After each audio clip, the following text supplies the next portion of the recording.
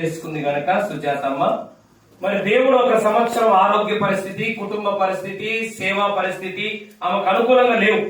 అయినా కూడా వాటన్నిటినీ జయించి ట్రైనింగ్ చేయడానికి దేవుడు ప్రయాణాలలో అలాగనే ట్రైనింగ్ పీరియడ్ అంతటిలో దేవుడు సాయం చేశారు కనుక కృతజ్ఞతతో ఈ కూడిక ఏర్పాటు చేసుకుంది. నో ప్రాబ్లం, కానీ ఎలా చేయాలంట? కృతజ్ఞత. అందుకే పాట పాడినా, ప్రార్థన చేసినా, ప్రసంగము చేసినా, పరిచర్య చేసినా, మందిరాన్ని కట్టినా, లేకపోతే ఏ నిర్మాణాన్ని జరిగించినా, ఏ ట్రైనింగ్ పూర్తి చేసుకున్నా, నువ్వు ఏమన్నా చెయ్యి, కృతజ్ఞతాభావముతో చెయ్యని దేవుడు చెప్పాడు. దేవునికి స్తోత్రకరం కాక.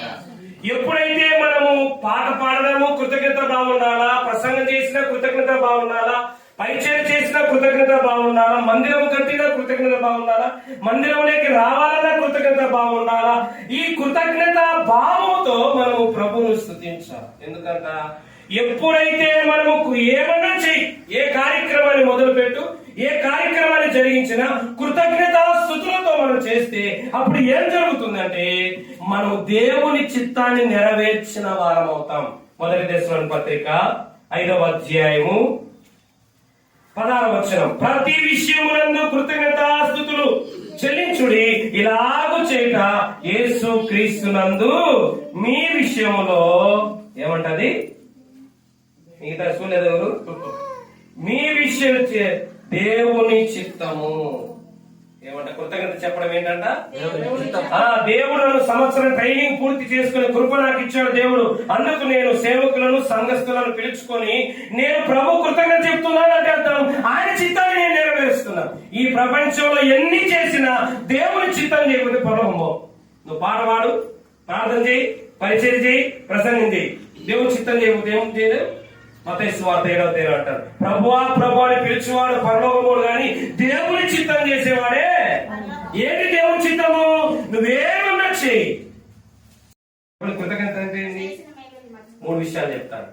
చేసిన దాన్ని బట్టి చెప్పేది, చేస్తున్న దాన్ని బట్టి చెప్పేది, చెయ్యబోయే దాన్ని బట్టి చెప్పేదే కృతజ్ఞత. మరి చేసిన దాన్ని బట్టి ప్రభువా ఒకటి చేశాడు దేవుడు, ఏంటి? 1 సంవత్సరం ట్రైనింగ్ పూర్తి చేశాడు. ఇప్పుడు చేస్తున్నారు ఏమిటి? ఒక చిన్న నిర్మాణం మొదలు పెడుతున్నారు. రేపు దేవుడు చేయబోతాడు, ఒక పెద్ద మందిరం ఇక్కడ కట్టబడుతుంది. ఈ 3ని బట్టి కృతజ్ఞతాస్తుతులు చెల్లించు. మరి ఈ విధంగా దేవుడు చేసిన దాన్ని బట్టి, చేస్తున్న దాన్ని బట్టి, చేయదాన్ని బట్టి, చేయబోయే దాన్ని బట్టి కృతజ్ఞత చెప్పడం ద్వారా ఆ దైవజనులు ఏం చేసినట్టు? దేవుని చిత్తాన్ని. చాలా మంది ఎట్లుంటారంటే మా వాళ్ళలాగానే ఉంటారు. ఒకసారి కడపలో పెద్దది 2005 కాదు, 1 ఎప్పుడో వర్షం ఎక్కువ అయిపోయి ప్రాజెక్ట్ కూడా తెగిపోయి బ్రిడ్జీలు కూడా నిండిపోయే పరిస్థితి ఉంది. నేను అప్పుడు 8 చదువుతాను. ఆ సమయంలో ఒకడు ఆ బ్రిడ్జి మీద పోయి కింద పడిపోయారు. కింద పడితేనే 10 మంది దూకేసి మరి బయటికి బయటికి తీసుకొని వస్తే అన్ని తడిసిపోతే ఇవన్నీ తడుపుకు తుడుచుకొని చల్లగా చెవులు సంతగా చేతులు పెట్టుకుని పోతున్నాడు. వీళ్ళందరూ ఇటు చూస్తారు.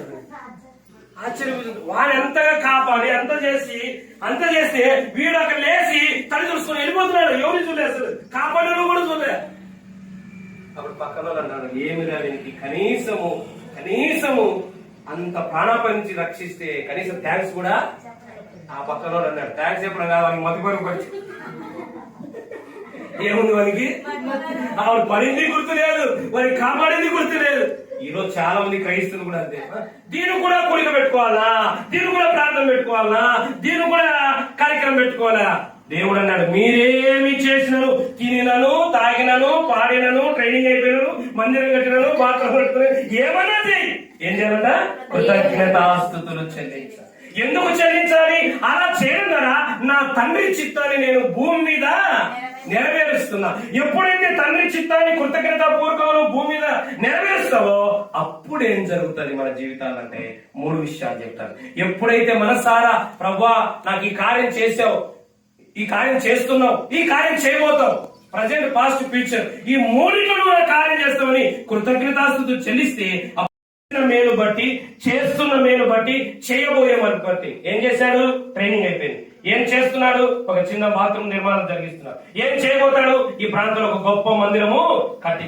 ఈ 3 వేలు బట్టి ప్రభు కృతజ్ఞత చెప్పినప్పుడు మొదటిది ఏం జరుగుతుందంటే మందిరము మహిమతో నిండుతాది. దేంతో నిండుతుంది మందిరము? మందిరములో ఇన్స్ట్రుమెంట్ ఉన్నా, మందిరములో మనుషులున్నా, మందిరములో అన్ని ఉన్నా కూడా మహిమ లేకపోతే ప్రయోజనము లేదు. అందుకే ఎప్పుడైతే ఇశ్రాయేలు ప్రజలు దేవునికి కృతజ్ఞతాస్తుతులు స్తోత్రం చేసిరో, తేజస్సు అని తెలుగులో ఉంది, ఇంగ్లీష్ లో గ్లోరీ అని, మహిమ అని.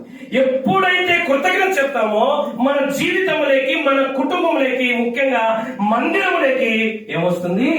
మహిమ దిగి వస్తుంది. 26వ కీర్తన 8వ వచనం. 26వ కీర్తన 8వ వచనం. 26:8. ఇందాక దీవపరచని చెప్పినట్టుగా యెహోవా నీ నివాస మందిరములో నీ తేజో మహిమ నిలుచు స్థలములో. ఎక్కడుంది దేవుని తేజో మహిమ? మందిరములో. నీ తేజో మహిమ మాకు ఇచ్చిన మందిరంలో మనుషులు ఉంటే ప్రయోజనం, మందిరంలో ఇన్స్ట్రుమెంట్ మ్యూజిక్ ఉంటే ప్రయోజనం, మందిరంలో మంచి మంచి సిస్టమ్ గాడ్జెట్స్ ఉంటే ప్రయోజనం, మందిరంలో మహిమ ఉండాలి. ఎప్పుడు ఉంటుందంటే సేవకులు, సంఘస్థులు అందరూ కలిసి కృతజ్ఞతాస్తుతులు చెల్లించినప్పుడు దేవుని మహిమ మందిరంలోకి దిగి వస్తుంది. ఎప్పుడైతే మందిరంలోకి దేవుని మహిమ దిగి వస్తుందో మనుషులు మందలుగా వస్తారు. ఎక్కడికి వస్తారు? మనుషులు మందిరంలోకి ముగ్గురే ఉండని, నలుగురే ఉండని. అయితే మహిమ ఈ మందిరంలో ఉంటే అక్కడ పోతున్న వాళ్ళు మందిరాన్ని చూసి, మందిరం యొక్క స్ట్రక్చర్ చూసి కాదు, మందిరం యొక్క గ్లోరీని చూసి మందిరంలోకి వచ్చి కూర్చుంటారు. దేవునికి స్తోత్రకారంగా. సిస్టాన్ని చూసి కూర్చున్న వాళ్ళు సిస్టమ్ వరకే ఉంటారు. అర్థమైందా? కన్స్ట్రక్షన్ చూసి వచ్చిన వాళ్ళు కన్స్ట్రక్షన్ వరకే ఉంటారు. కానీ దేవుని మందిరం రేకుల సెట్ అయినా లేకపోతే డూప్లెక్స్ అయినా అక్కడ మహిమ ఉంటే మనుషులు ఎవరు కాదు, దేవుడే తీసుకొస్తారు. చదవండి ఆ మాట. మహిమ ఉన్న దగ్గరికి దేవుడే తన మహిమను తీసుకొని వస్తాడు. చదువుతుంది యెషయా గ్రంథంలో అద్భుతమైన ఆయన మహిమ దగ్గరికి ఆయనే తన ప్రజలనంతా తీసుకొని వస్తాడంట. ఏం చేస్తారంట? తీసుకొని వస్తారంట. తన ప్రజలను మహిమకు ఆయన తీసుకొద్దాం మాట ఒకసారి. యెషయా గ్రంథము. అందుకే దేవుని మందిరంలో మంద పెరగాలి, మనుషులు పెరగాలంటే మందిరంలో తీసుకురావాల్సింది ఏంటి? ఏముండాలా మందిరంలో? మహిమ ఉండాలి. మహిమ ఉండాలంటే మందిరంలో ఏముండాలా? మనుషులు ఉండాలి. నా మహిమ నిమిత్తము నేను సృజించిన వారిని, నా నామము పెట్టబడిన వారందరినీ తెప్పించుము.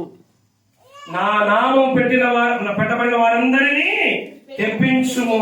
ఏం చేస్తారంటే దేవుడే తీసుకుని వస్తాడు. ఎంత గొప్ప విషయం. మనం పిలుతాం రానైనా పిలవడం మన బాధ్యతే. పిలిచిన పలకక పెడముఖం పెట్టుకునే వాడిని, ఎడముఖం పెట్టుకునే వాడిని దేవుడు ఏం చేస్తాడట? పిలుచుకొని వస్తాడు. ఇంకో మాట కూడా చదువుతాం. యెషయా గ్రంథము 59వ అధ్యాయం 19వ వచనం. ఆయన చూసుకొని చదువుతుంది. ఎందుకంటే హెబ్రీ పత్రిక ఒక మాట చూద్దాం, అన్నిటికంటే ముఖ్యమైనది. హెబ్రీ పత్రిక 2:10. హెబ్రీ పత్రిక 2:10. ఎవరి నిమిత్తము సమస్తము ఉన్నవో, ఎవరి నిమిత్తము సమస్తము ఉన్నాయో, ఎవరి వలన సమస్తమును కలుగుచున్నదో ఆయన అనేకులైన కుమారులను, ఈ యొక్క మోటకట్ల చుట్టుపక్కల సమీపల చుట్టుపక్కల అనేకులైన కుమారులను మహిమకు తన మహిమకు తీసుకొని వచ్చాడు ఇక్కడికి. దేవునికి స్తోత్రకాండ. అందుకే మన మందిరాలలో కృతజ్ఞత ఉండాలి. కృతజ్ఞత దగ్గర మహిమ ఉంటది. మహిమ ఉన్న దగ్గర మంద వచ్చి కూర్చుంటది. అది దేవుడు మందిరానికి తీసుకొని వస్తారు ప్రజలు తీసుకొని వస్తారు. ఆయనే ఎట్లంట? ఇప్పుడు ఏం చేస్తే సాగుపడతారు. ఏమేసి వీరేసి పిలుచుకొని వస్తారు. పాస్ ఈనేస్తే కొడతారు. కానీ దేవుడు ఈనేస్తే ఏం చేస్తారంట? ప్రజలు వస్తారు. అది వినసొంపైన సునాద వీణ. అందుకే సంఘంలో ముగ్గురే ఉండని వాళ్ళ హృదయాలు ఎలా ఉందంటే ఇది మా దైవజనురాలు, మా సంఘము, మా పరిచర్య అనే భావం ఉన్న దగ్గర దేవుడు నాకు ఇది ఇచ్చాడు, నాకు దేవుడు ఈ పరిచర్య దగ్గర మహిమ ఉంటది. మహిమల దగ్గర మనుషులు పిలవకపోయినా దేవుడు పిలుచుకొని వచ్చిన తర్వాత ఏమవుతుందంటే ఆ మహిమలో యోహాను సువార్త 2వ అధ్యాయం 11వ వచనం. యోహాను సువార్త మహిమ ఎక్కడికి వచ్చింది? దేవుని మహిమ. నీళ్ళలోకి మహిమ వస్తే నీళ్లు పాపులు చర్చికి వస్తే మహిమ ద్వారా పరిశుద్ధులు అవుతారు, రోగులు మందిరానికి వస్తే మహిమ ద్వారా ఆరోగ్యవంతులు అవుతారు, బలహీనులు మందిరానికి వస్తే మహిమ ద్వారా బలవంతులు అవుతారు. అదే మార్పు మనం మారుస్తే రాదు, మహిమ ద్వారా మందిరంలో జరుగుతుంది. మహిమ మన దగ్గరికి మనుషులు వస్తారు, మనుషులలో మహిమ పనిచేస్తే నీళ్ళే ద్రాక్షారమై రసం అయిపోయినప్పుడు మనుషుల మనసులో కూడా నీటి కాలం, సామెత గ్రంథంలో మనుషుల మనసులో నీటి కాలువలను దేవుడు తిప్పి వారి హృదయాలను, రోగులను ఆరోగ్యవంతులుగా, బలహీనులను బలవంతులుగా, పాపలను పరిశుద్ధులుగా మార్చి ఇది ఒక గొప్ప మందిరంగా దేవుడు మారుస్తాడు. దేవునికి స్తోత్రం. అందుకే మందిరానికి వచ్చే వాళ్ళు మారాలంటే మారరు, మహిమ రావాలి వాళ్ళకి, అక్కడ మార్పు జరుగుతుంది. ఎందుకంటే మొదట సూచ్యక్రియ కానాలో తన మహిమను బయలుపరిచారు. ఎక్కడ మహిమ తెచ్చి ఎక్కడికి వచ్చింది? కానా నీళ్లు ద్రాక్షారసం ఎట్లయినా నీళ్ళకి మహిమ దిగి వచ్చినప్పుడే నీళ్లు ద్రాక్షారసమయ్యే, ఊరికినే రాలే నీళ్లు ద్రాక్షారసం ఎట మారుతాయి? మారుతాయా? మారు. మహిమ దిగి వస్తే మారుతాయి. పాపి పరిస్థితులు ఊరికినే అవుతారా? మహిమ రావాలి. అందుకే కృతజ్ఞత ద్వారా మొదటి విషయం ఏముందంటే, కృతజ్ఞత ద్వారా మందిరము ఏమవుతుంది? మహిమతో నిండుతారు. అందుకే నేను ఎప్పుడు చెప్తాను, మనుషులు ఎక్కువ రావాలని కోరుకోవడం కంటే, ప్రభువా మా మందిరం నిండా నీ మహిమ కుమ్మరించు నాయన. ఎందుకంటే మహిమ ఉన్న దగ్గర మనుషులు ఆయనే పిలుచుకొని వస్తాడు, పిలుచుకొచ్చిన వాడిని ఆయనే మారుస్తాడు. ఈ రెండు మన పని కాదు. మహిమతో నిండాలని కోరుకోవడమే మన పని, ప్రార్థించడమే మన పని, స్తుతించడమే మన పని. రెండో విషయం, అపోస్తుల కార్యాలు 28వ అధ్యాయం 15వ వాక్యం. అపోస్తుల కార్యాలు 28వ అధ్యాయం 10వ వాక్యం. చూచి దేవునికి కృతజ్ఞతాస్తుతులు దేవునికి కృతజ్ఞతాస్తుతులు చెల్లించి ధైర్యము తెచ్చుకొనెను. రెండవదిగా, ఎప్పుడైతే మనస్ఫూర్తిగా ఇద్దరున్న, ముగ్గురున్న, 10 మంది ఉన్న మనస్ఫూర్తిగా ప్రభు కృతజ్ఞతాస్తుతులు చెల్లిస్తారో, ఒకటి మహిమ దిగి వస్తుంది మందిరంలోకి, రెండోది ధైర్యము కలుగుతుంది. ఏం కలుగుతుంది? ధైర్యము కలుగుతుంది. ఆ ప్రాంతంలో సువార్త చేయడానికి భయం, ఆ ప్రాంతంలో కరపతిని పంచాలంటే భయం. అయితే ఎప్పుడైతే కృతజ్ఞత హృదయం నిండిన హృదయంతో ప్రభుకు చెల్లిస్తామో అప్పుడు ఏం కలుగుతుందంట? ధైర్యము కలుగుతుంది. చాలాసార్లు ఏమైనా పని చేయాలంటే ముందు ఏమొస్తుంది మనకు? నేను మందిరం మొదలు పెట్టినప్పుడు నిజంగానే మందిరం వెనక దొల్లే, ముందు దొల్లే, తలుపు దొల్లే, పరమ దొల్లే. ఏంటి ధైర్యం? ఎవరిని చూసుకొని ధైర్యము? ఎవరిని చూసుకొని? మన ధైర్యం ఎవరు? కృతజ్ఞత చెప్పాలి. ప్రభువా ఇచ్చిన దాన్ని బట్టి స్తోత్రం, ఇస్తున్న దాన్ని బట్టి స్తోత్రం, ఇవ్వదాన్ని బట్టి కూడా. ఆ ధైర్యమే ఏం చేస్తుంది తెలుసా? మొదటి దినవృత్తాంతముల గ్రంథము 28వ అధ్యాయము 10వ వచనం 20వ వచనం. మొదటి దినవృత్తాంతములు 28 10వ వచనం 20వ వచనం. ధైర్యము వహించి, ధైర్యం, నేను దేవుడు పిలుచుకున్నాడు, దేవుడిని ఏర్పరచుకున్నారు, ధైర్యము తెచ్చుకొని పని జరిగించు, పని పూర్తి అవుతారు.